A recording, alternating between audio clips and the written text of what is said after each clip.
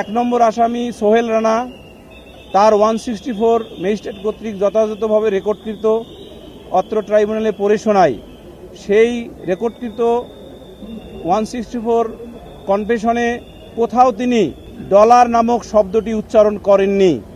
আমরা মাননীয় ট্রাইব্যুনালে বলেছি, বিধি বহির্ভূতভাবে 342-এর অধীনে আসামি পরীক্ষার সময় অর্থাৎ সকল ইনক্রিমিনেটিং এভিডেন্স পড়ে শোনানোর সময় আসামি যে ডলার শব্দটি ব্যক্তি হিসাবে বলেছে, এটা হয়তো জেলখানায় থাকার কারণে কোনো কুচক্র বা কুচক্রী ব্যক্তি যিনি জেলখানায় তাকে বুদ্ধি দিয়েছেন সেটা দিতে পারেন এবং তার ফলে এটা বলতে পারেন। এগুলো আদালতে বিবেচনার বিষয় নয়। আমরা তারপর আর্গুমেন্ট করেছি, এই মামলার ভিকটিম রামিসা আক্তারকে যেভাবে ধর্ষণ এবং হত্যাকাণ্ড ঘটিয়ে তার দেহ খণ্ড বিখণ্ড করে লাশ গুম করার জন্য যে কার্যক্রমগুলো করেছিলেন আসামি দ্বয়, একজনের সহায়তায় আরেকজন অর্থাৎ 1 নম্বর আসামি কর্তৃক 2 নম্বর আসামির সহায়তায়, সেই ঘটনাগুলো সকল সাক্ষীর সাক্ষ্যে নিরঙ্কুশভাবে প্রমাণিত হয়েছে। বাইকের অতিরিক্ত খরচে চিন্তিত? নিয়ে আসুন রাইডো, মাসের খরচ মাত্র 300 টাকা।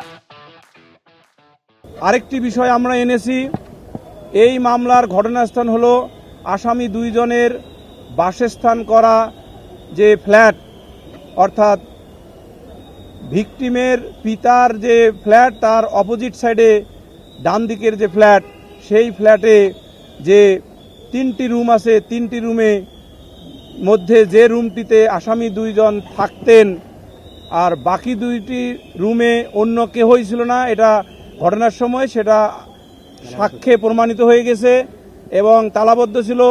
তাহলে তাদের ফ্ল্যাটে এই যে ডেড বডি পাওয়া গেল, এই ডেড বডি পাওয়ার এই ঘটনাটি হলো এভিডেন্স অ্যাক্টের 106 ধারা অনুসারে আসামিদ্বয়ের বিশেষ নলেজ, এই যে আসামিদ্বয়ের বিশেষ নলেজ বা স্পেশাল নলেজ, তার অধীনে ওয়াইফ কিলিং কেসের মতো এই উপমহাদেশে বহু জাজমেন্ট দেয়া হয়েছে আমাদের উচ্চ আদালত, বিশেষ করে আপিল বিভাগ। সেই সকল জাজমেন্টের আলোকে আসামিকে ব্যাখ্যা করতে হয়, যার কাস্টডিতে কোনো ব্যক্তি মারা যায়, যে তার মৃত্যুর কারণ কি কারণে তার মৃত্যু হয়েছে, এবং সেই কারণ যদি ব্যাখ্যা হয়, সেই ব্যাখ্যা যদি আদালতের নিকট অ্যাকসেপ্টেবল হয়, দেন তিনি বাঁচতে পারেন। কিন্তু আমাদের এই মামলায় আসামিদ্বয় কোনো ধরনের এক্সপ্লেনেশন প্রদান করেননি।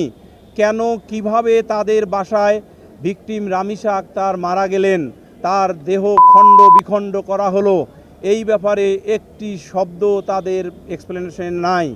উপরন্ত কি আছে, 1 নম্বর আসামি সোহেল রানার দোষ স্বীকারোক্তি, যাহা সংশ্লিষ্ট ম্যাজিস্ট্রেট কর্তৃক যথাযথভাবে রেকর্ডকৃত, সেই সংশ্লিষ্ট ম্যাজিস্ট্রেট কর্তৃক রেকর্ডকৃত 164 ধারার অধীনে যে কনফেশন দেয়া হয়েছে বা দোষ স্বীকারোক্তি, সেই দোষ স্বীকারোক্তি আসামিদ্বয়ের যে সংশ্লিষ্টতা সেটাও দিবালোকের মতো প্রতিষ্ঠা করে। এই কারণে আমরা পরিষ্কারভাবে আবেদন জানিয়েছি আর্গুমেন্ট শেষে যে এই 2 জন আসামির বিরুদ্ধে প্রসিকিউশন কনক্লুসিভলি বা নিরঙ্কুশভাবে তাদের বিরুদ্ধে গঠিত চার্জের প্রমাণ সাক্ষ্য এবং ম্যাটেরিয়াল দ্বারা প্রমাণ করতে সক্ষম হয়েছে। প্রসিকিউশন উইথ হাম্বল সাবমিশন আদালতের নিকট 2 জনেরই সিভিয়ার পানিশমেন্ট চেয়েছি আমরা, এবং আমরা আশা করি মাননীয় ট্রাইব্যুনাল আমাদের উপস্থাপিত সকল সাক্ষীর সাক্ষ্যের নিরিখে তার স্বীয় বিবেচনায় যথোপযুক্ত শাস্তিমূলক বা শাস্তি প্রদান করে ন্যায় বিচারের স্বার্থে দৃষ্টান্তমূলক রায় প্রদান করবেন। এবং আমরা এও জানাচ্ছি, মাননীয় ট্রাইব্যুনাল আগামী রবিবার এই মামলার রায় ঘোষণার তারিখ নির্ধারণ করেছেন ট্রাইব্যুনালের স্বীয় বিবেচনায়।